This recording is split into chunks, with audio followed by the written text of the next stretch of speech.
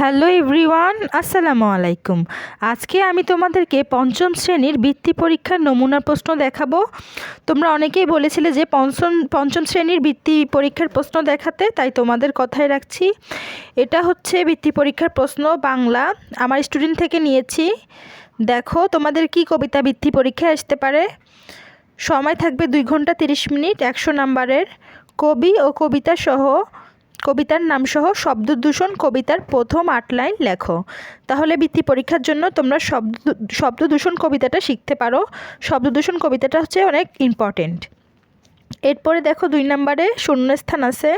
শূন্যস্থানে কি আছে? উপযুক্ত শব্দটি বাছাই করে নিচের বাক্যগুলো শূন্যস্থান পূরণ করো।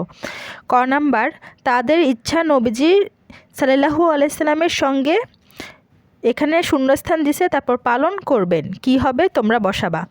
বিদ্যুৎ চমকালে ঢ্যাস কেঁপে ওঠে বলে মনে হতো। তারপর এখানে ঢ্যাস চিহ্ন দেওয়া আছে, মগজের ঘিলু পর্যন্ত শুকিয়ে গেল। তারপর সার্থক, এখানে ঢ্যাস চিহ্ন, জন্মেছি এই দেশে। দৈত্য এবার বলল তোমার, তারপর খালি ঘর আছে, কি শুনবে। তাহলে এইভাবে শূন্যস্থানগুলো তোমরা শিখবে। তোমরা একটা স্ক্রিনশট দিয়ে রাখো যাতে তোমরা এটা থেকে পরীক্ষার প্রিপারেশন নিতে পারো। দেখো শূন্যস্থানগুলো দেখালাম, তারপরে হচ্ছে নিচের বিস্তৃত প্রশ্নগুলোর উত্তর দাও। ক নাম্বার, সার্থক জনম মাগো জন্মেছি এই দেশে, এই লাইনটি দ্বারা লেখক কি বোঝাতে চেয়েছেন। খ নাম্বার, খোলা মাঠে কি উপদেশ দেয়, মাটি কিভাবে আমাদের সহিষ্ণুতা শেখায়।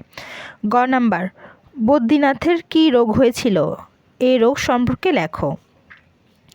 তো দেখো এই প্রশ্নগুলো কিন্তু তোমরা মনে রাখবে কি বলতেছি। শব্দার্থ লিখো 4 নম্বরে। বিজয়, চন্দ্রলোক, শখের হাড়ি, মুশকিল, বেনুবন। বাক্য গঠন করো। গলাগলি, জল্লাদ, মণিরত্ন, আস্তানা, জনজীবন। এগুলো বাক্য গঠন। তারপরে হচ্ছে সংক্ষিপ্ত প্রশ্নের উত্তর। তোমরা যারা বৃত্তি পরীক্ষার প্রিপারেশন নিচ্ছ এখান থেকেও কিন্তু নিতে পারো। এগুলো কিন্তু আশা করি কমন পেলেও ইনশাল্লাহ পেয়ে যেতে পারো। সংক্ষিপ্ত প্রশ্নগুলোর উত্তর দাও। কবি কেন বাড়ি ফিরবে না। খ নাম্বার, চন্দ্রলোকের অচিনপুরে কারা যেতে চায়। তারপর টেরাকোটা কি, বাংলাদেশের কোথায় কোথায় টেরাকোটার কাজ রয়েছে। ঘ নাম্বার, স্বদেশ কবিতায় কি দেখে ছেলেটির দিন কেটে যায়। এরপর মূলভাব আসবে 7 নম্বরে। সবার আমি ছাত্র কবিতার মূলভাব লিখো। এরপরে আসি 8 নম্বর প্রশ্নগুলোতে সঠিক উত্তর দিয়েছে 8 নম্বরে। দেখো সঠিক উত্তরে কি, দেশান্তর বলতে কি বোঝায়। তারপর বিভিন্ন শ্রেণী ও পেশার মানুষ তার কাজ দিয়ে আরেকজনকে কি করেছে। আনসারগুলো তোমরাই দাগাবে, এটা আমার স্টুডেন্ট দাগিয়েছে আনসারগুলো। কবি কার কাছে কর্মী হবার মন্ত্র পান। সঠিক উত্তর পরেরটাতে যাচ্ছি।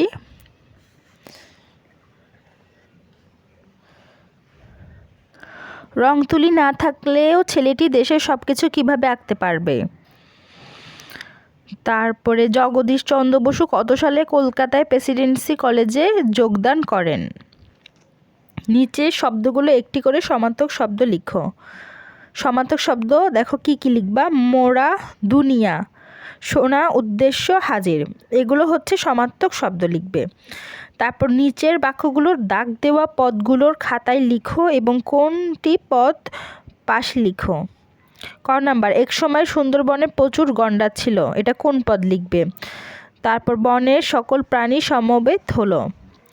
পাহাড় শিখায় তাহার সমান, সে সত্যিকারের অর্থে মানুষের উপকার করে, এরা কেউ আর জীবিত ফিরে আসেননি। এরপরে আসি যুক্তবর্ণগুলো ভেঙে লিখো এবং প্রতিটি যুক্তবর্ণ একটি করে শব্দ তৈরি করো।